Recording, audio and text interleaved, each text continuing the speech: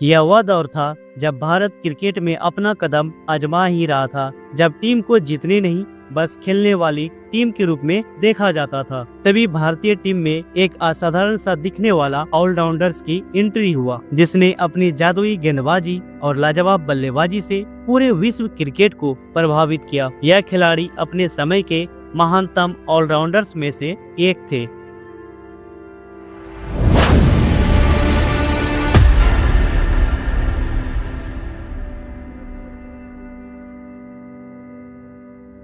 वीनू मानकंड का जन्म 12 अप्रैल 1917 को गुजरात के जामनगर में एक साधारण गुजराती परिवार में हुआ था। बचपन से ही उन्हें क्रिकेट का गहरा शौक था।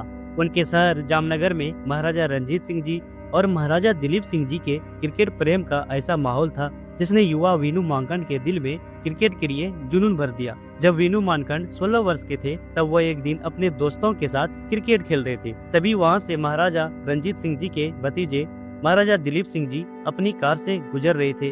उनकी नजर वीनू की बल्लेबाजी पर पड़ी। वे तुरंत रुक गए और वीनू को बुलाकर अपने बंगलों पर शाम को मिलने को कहा। उस शाम से वीनू मांकन की जिंदगी बदलने वाली थी। महाराजा दिलीप सिंह जी की कोचिंग में उन्होंने महज एक ही महीने में बल्लेबाजी की हर वो बारीकी सीख ली जो एक बल्लेबाज की सबसे बड़ी ताकत होती है। I learned my batting from Dilip Singh ji and he made me an opening bat within a month. Only because of my coaching by great coaches, I have become a cricketer. आने वाले समय में भारत को एक महान allrounder मिलने वाला था।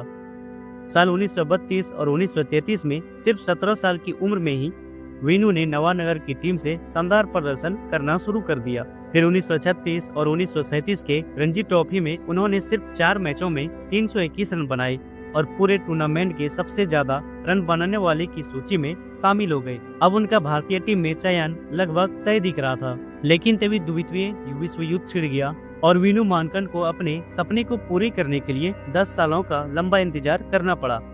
1945 में उनकी शादी हो गई, लेकिन उस दौर में भारत में क्रिकेट उतना लोकप्रिय नहीं था। भारतीय टीम में जगह बनाने के लिए खिलाड़ियों को मुंबई जैसे बड़े शहरों में आना पड़ता था। वीनू मांकंड की औपचारिक पढ़ाई ज्यादा नहीं हुई थी, लेकिन उनका एक ही सपना था कि मुझे क्रिकेट में कुछ बड़ा करना है, और वे फिर मुंबई पहुंचे। रात दिन कड़ी मेहनत करने के बाद आखिरकार 1946 में इंग्लैंड दौरे के लिए भारतीय टीम में उनका चयन हो गया। उनके संघर्ष, प्रतिभा और जुनून ने साबित कर दिया कि हालात कितने भी कठिन क्यों न हो, सच्ची लगन मंजिल तक जरूर पहुंचाती है।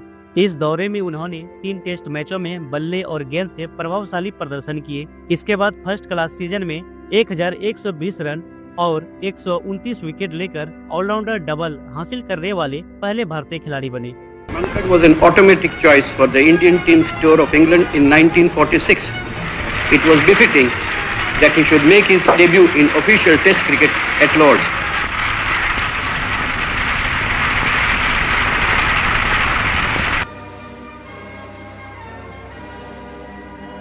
उन्नीस में आजादी के बाद भारतीय टीम पहली बार ऑस्ट्रेलिया दौरे पर गई, जिसकी कप्तानी लाला अमरनाथ को सौंपी गई। वीनू मानकंड ने इस सीरीज में 2 शतक के बदौलत 306 रन बनाए और 12 विकेट लिए।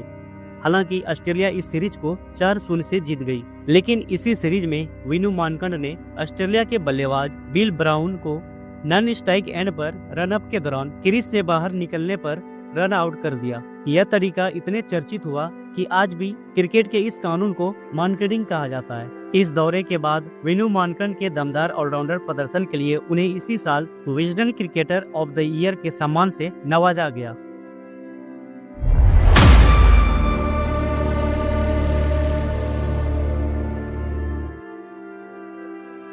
उन्नीस में इंग्लैंड की टीम भारतीय दौरे पर 5 टेस्ट मैचों की सीरीज खेलने आई। तकरीबन 20 साल टेस्ट क्रिकेट खेलने के बाद मद्रास में खेले गए 5वें टेस्ट में भारत ने इतिहास रच दिया। पहली बार अपनी सरजमी पर भारत ने इंग्लैंड को मात दी, और वो भी पारी और 8 रनों के विशाल अंतर से। इस जीत का नायक थे वीनू मानकंड। उनके गेंदबाजी प्रदर्शन ने मैच का रुख पलट दिया। पहली पारी में उन्होंने 55 रन देकर 8 विकेट झटके और दूसरी पारी में 53 रन देकर 5 विकेट लेकर इंग्लैंड की कमर तोड़ दी। यही वो पल था जब भारत ने टेस्ट क्रिकेट की दुनिया में अपना ताकत का ऐलान किया था। लेकिन कहानी यही खत्म नहीं होती। कुछ ही महीने बाद गर्मियों में भारतीय टीम इंग्लैंड दौरे पर निकली। उस समय वीनू मांकड़ इंग्लैंड में ही काउंटी क्रिकेट खेल रहे थे। ट्रायल के लिए भारत लौट न पाने के कारण बीसीसीआई ने उन्हें टीम से बाहर कर दिया। विजय हजारे की कप्तानी में 17 सदस्यों भारतीय टीम आजादी के बाद पहली बार इंग्लैंड पहुंची। पहला टेस्ट लीड्स में खेला गया, जहां इंग्लैंड के 21 वर्षीय तेज गेंदबाज फ्रेडरिक ट्रूमैन ने कहर बरपा दिए। पहले टेस्ट की दूसरी पारी में भारत की हालत ऐसी हुई कि स्कोर बोर्ड पर शून्य रहते ही 4 विकेट गिर गए और टीम बुरी तरह से हार गई। दूसरा टेस्ट मैच सिर्फ 10 दिन बचा था। इस हार ने विजय हजारे को सोचने पर मजबूर कर दिया। उन्हें महसूस हुआ कि टीम को तजुर्बे खिलाड़ी की सख्त जरूरत है। उन्होंने तुरंत बोर्ड से गुजारिश की, किसी भी तरह वीनू मांकड़ को टीम में शामिल किया जाए। लंबी बातचीत के बाद भारतीय क्रिकेट बोर्ड और काउंटी क्लब के बीच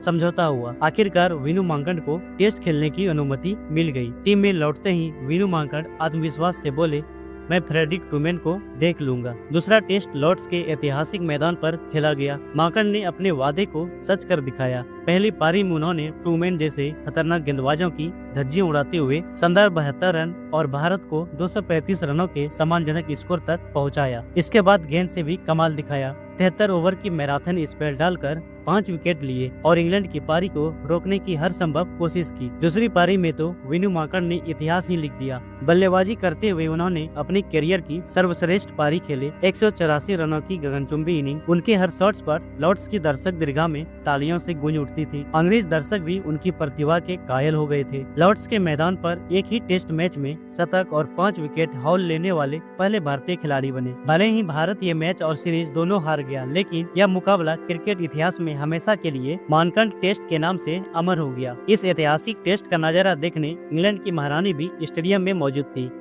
1952 भारतीय क्रिकेट के लिए ऐतिहासिक साल था। इसी साल आईसीसी ने पाकिस्तान क्रिकेट बोर्ड को क्रिकेट खेलने की मान्यता दी और उसी साल 16 अक्टूबर 1952 को दिल्ली के फिरोजशाह कोटला मैदान पर इतिहास रचा गया। भारत और पाकिस्तान पहली बार टेस्ट में आमने सामने थे। इस मुकाबले में वीनू मांकड़ ने पाकिस्तान की पूरी टीम की कमर तोड़ दी। पहली पारी में उन्होंने 52 रन देकर 8 विकेट झटके और दूसरी पारी में 69 रन देकर 5 विकेट हासिल किए।